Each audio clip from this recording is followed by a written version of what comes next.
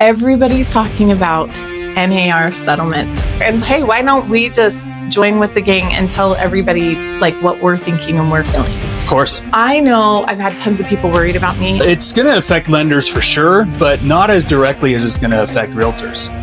So it's been such an interesting thing to the mainstream media has taken it out of context for one, but it will change the market.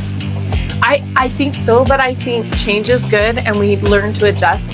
And people who really want to help the home buyers, the sellers, and really have their best interest in place. I feel like first-time home buyers are starting to feel dejected. I know my children are at that age and they're like, so we're never gonna own a home. And so I think that's gonna look like there might be some changes on what I charge, on how it works, but the number one thing is I'm still gonna put them number one, right? Definitely, home ownership should be central and early. It ends up being one of the largest assets of probably 90% of people.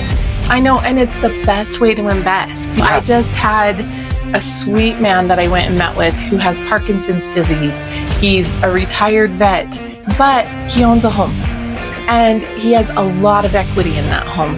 Like when you're investing into real estate, they get nervous about investing and doing things. But when you're doing that, you're setting yourself up for a lifetime. We're talking about just owning where you live.